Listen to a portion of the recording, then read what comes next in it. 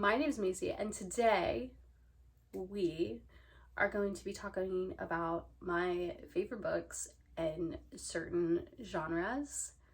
So, this is the young adult section. So, first we have one of my favorite book series of all time, which is the Alex and Eliza trilogy by Melissa de la Cruz.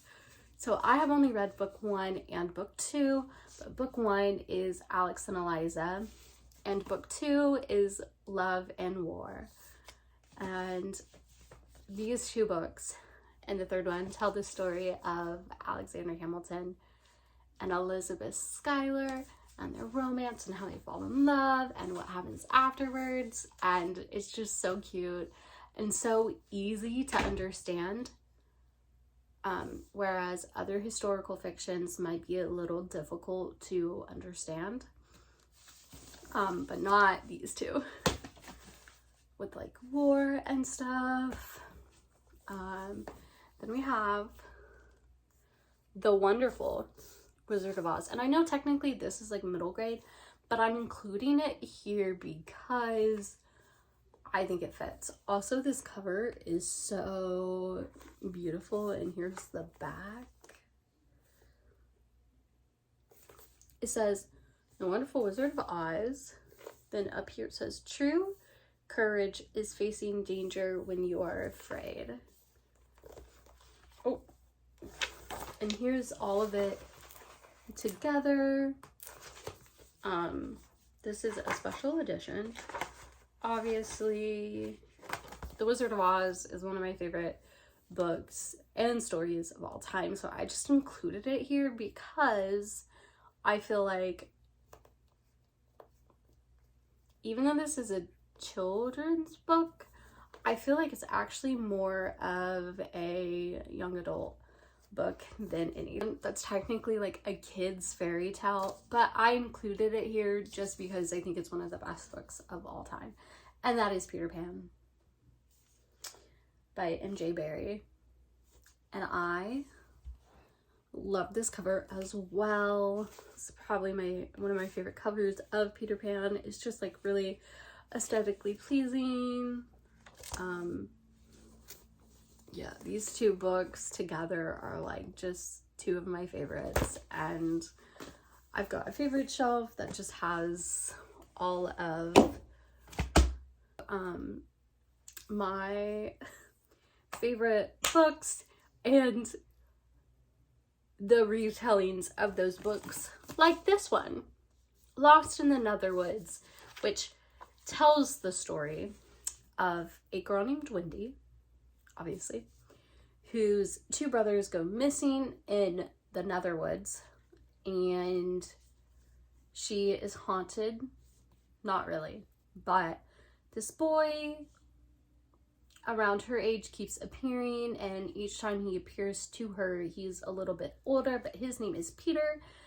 And yes, I mean, that's all I gotta say. So Good is by Aiden Thomas, and I need to check out The Cemetery Boys because, ooh, anyways, this cover is really pretty too.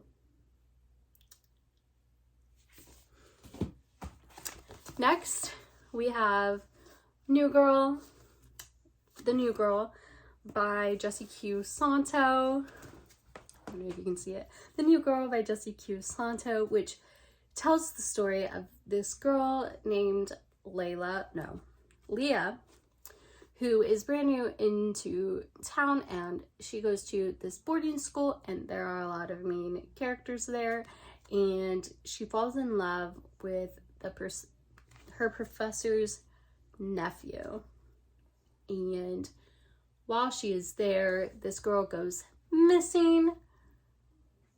She kind of takes her place like at the boarding school, and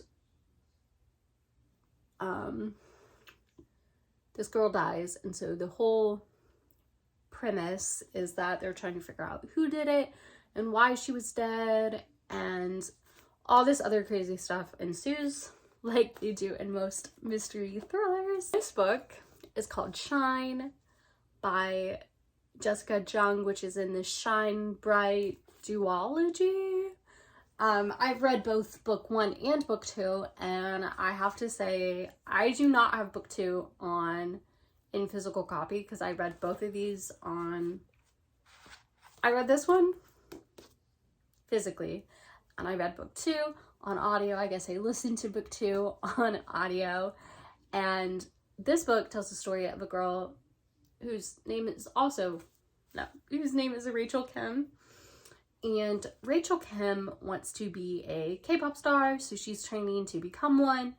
And, you know, K-pop stars aren't allowed to date each other, so basically she falls in love with this guy named Jason Lee, and her and Jason Lee go on all these crazy adventures together, and then her career takes off and his career takes off, and they go their separate ways, but they might come back together. I don't know. You'd have to read the series to find out. I love Jessica Jung as an author, and the fact that she actually is a K-pop star, like, really shows what she knows. Really shows that she knows what she's doing and what she's writing about and how to write it. She didn't have to research it. She lived through it. If you don't know, Jessica Jung is one of the lead singers in Girls' Generation. So that's really fun, and I totally loved this book. I highly, highly, highly recommend. Then we have one of the cutest romances of all time. It's called The Upside of Falling, and this is about a girl named Becca Hart and a boy named Bruce Wells. I met Brett Wells, and Becca and Brett don't know each other, and they come from opposite sides. She's a book nerd and he's a jock. And Becca tells her friend, is like, oh, Rebecca's single, and she's having this conversation with her friend, and she's like, oh yeah, totally, I have a boyfriend. And Brett overhears it and is like, I'll be your fake boyfriend. And so they fake date, and obviously with every fake dating trope, they fall in love. So it's so cute. It's got like really good quotes in here, and it's just so cute. Anyway, this book is so cute, and I love them, and this cover is adorable. Look at it. This was by Alex Light, in case you were wondering.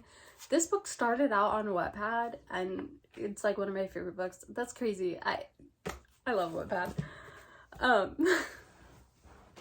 This book is Kisses and Croissants by Anne Sophie Johanna.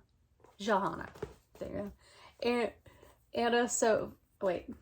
Anne Sophie Johanna. Don't know why I put the book down. This book is about a girl named Mia who is a ballerina, and she wants to train to be in New York City's most famous ballet. And she takes a summer dance class in Paris and falls in love with the city, and ultimately the dance director's son named Louis. And it's just a cute little romance that takes place in Paris, and I love the moped. You can't, it's so good. Right, but this is The Most Dazzling Girl in Berlin by Kip Wilson. This book is written, I don't know if you can see it, but it's written in verse, which means it's kind of written like poetry. And this book is poetry. This book is everything. This book is about Hildy and Rosa in 1930s Berlin, and it is just one of the cutest historical romances ever. I love this book. I love both Hildy and Rosa, and I really love some of the other characters in it. This was, I think, one of the first books I annotated just for fun because I couldn't believe how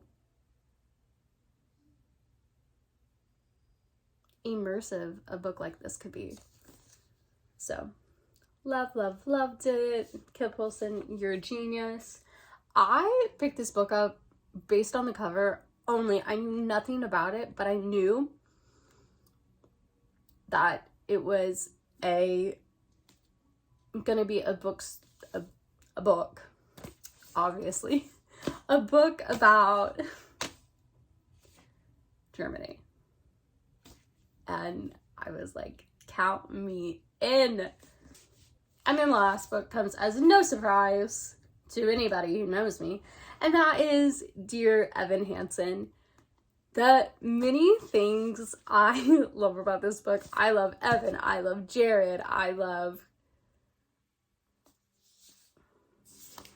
what's her name? Alana. I love Zoe. I could go on and on and on. You guys know my two favorite musicals. Well, three of my favorite musicals all have books based on them.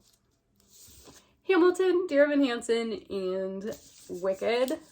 Obviously, I have not read Wicked yet, so I'm not there yet. But I also haven't read the book Hamilton was based off of. But anyways, moving on. This is Dear Evan Hansen, and I have the version that has Ben Platt on it, the original, which is from the movie. So those are my favorite young adult books. That was not the end of the video. I have two more: Heartstopper Volume 1 and Volume 2 by Alice Oseman. Y'all, you guys, Nick and Charlie, they own my heart. They own my world. The book is great. The TV show is great. It was casted perfectly. All around. The whole show was casted perfectly. Every single character in this book, which is adapted onto screen, is exactly how they are seen here. Like, exactly. Like, no joke. The guy who plays Charlie kind of looks like this. And the guy who, or the girl who plays Charlie's sister, Taya, looks like that. Nick kind of looks like that. I mean, it's literally just like the cutest gay romance of all time, and I'm saying that because it's cute. That is the end of this video.